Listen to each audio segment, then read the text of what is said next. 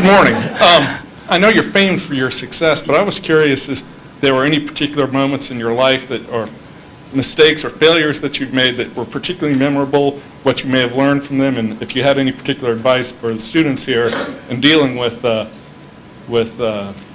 discouraging circumstances. Yeah, I've made a lot of mistakes. The biggest mistake, well, not the biggest, necessarily the biggest, but buying Berkshire Hathaway itself was a mistake, because Berkshire was a lousy textile business, and I bought it very cheap.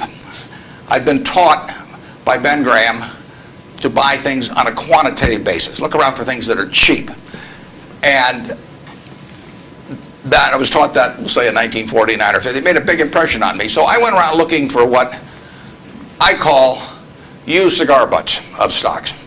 And the cigar butt approach to buying stocks is that you walk down the street and you're looking around for cigar butts, and you find this on the street, this terrible looking, soggy, ugly looking cigar, one puff left in it.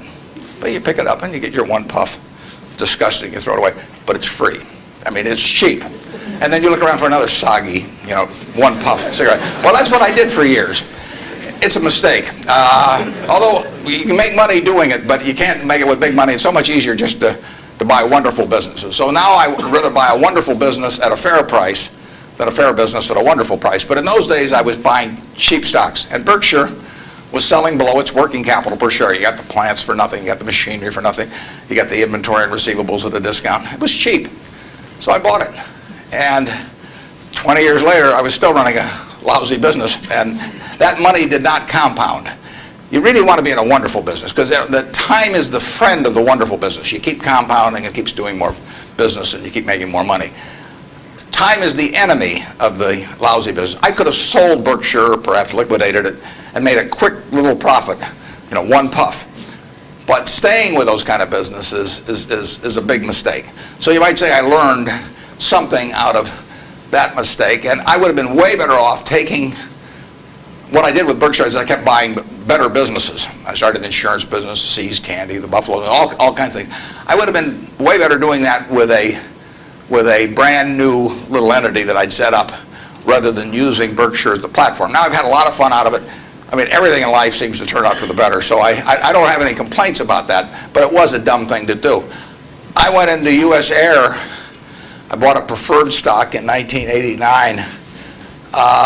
As soon as my check cleared, the company went into the red and never got out. I mean, it was really dumb. I mean, I've got an 800 number I call now whenever I think about buying an airline stock. I call them up any hour that, fortunately, I can call them at 3 in the morning, and I just dial and I say, my name's Warren, I'm an aeroholic, and I'm thinking about buying this thing, and then they talk me down. I mean, it takes hours sometimes, but it's worth it, believe me. If you ever think about that buying an airline stock, call me and I'll give you the 800 number, because you don't want to do it. But we got lucky in terms of how we eventually came out on it. But it was a dumb decision, all mine. And I've done biggest in terms of opportunity costs, eventual costs. I bought half interest in a Sinclair filling station when I was about 20 with a guy I was in the National Guard with, and I had about $10,000 then, and I put $2,000 in, and I lost it all. So that was 20%, and that means that the opportunity cost is now $6 billion of that filling station, which is a big price to pay for, getting to wipe a few windows and a few windshields and things like that. So actually I like it when Berkshire goes down, because it reduced the cost of that mistake on an opportunity cost. But the biggest mistakes we've made by far, biggest mistakes I've made by far are mistakes of omission and not commission. I mean, it's the things I knew enough to do, they were within my circle of competence, and I was sucking my thumb. And that is really, those are the ones that hurt. They don't show up anyplace. I probably cost Berkshire at least $5 billion, for example, by sucking my thumb 20 years ago, or close to it, when Fannie Mae was having some troubles, and we could have bought the whole company for practically nothing. And I don't worry about that if it's Microsoft, because I don't know it. Because Microsoft isn't in my circle of competence. And so I don't have any reason to think I'm entitled to make money out of Microsoft or out of cocoa beans or whatever. But I did know enough to understand Fannie Mae, and I blew it. And that never shows up under conventional accounting. But I know the cost of it. I know, I passed it up. And those are the big, big mistakes. And I've had plenty of them. Unless I tell you about them in the annual report, and I resist the temptation sometimes, unless I tell you about them in the annual report, you're not going to know it because it doesn't show up under conventional accounting.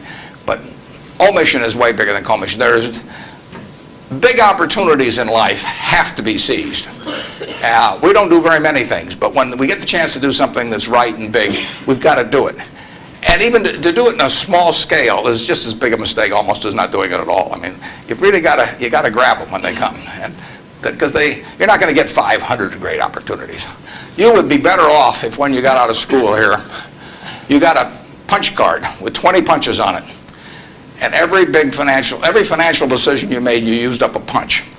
You'd get very rich because you'd think through very hard each one. I mean, you went to a cocktail party and somebody talked about a company you didn't even understand what they did or couldn't pronounce the name, but they made some money last week and another one like it. You wouldn't buy it if you only had 20 punches on that card. There's a temptation to dabble, particularly during bull markets. In stocks, it's so easy. It's easier now than ever because you can do it online. Just you click it in and maybe it goes up a point and you get excited about that and you buy another one the next day and so on. You can't make any money over time doing that. But if you had a punch card with only 20 punches, you weren't going to get another one the rest of your life, you would think a long time before every investment decision. And you would make good ones and you'd make big ones. And you probably wouldn't even use all 20 punches in your lifetime, but you wouldn't need to.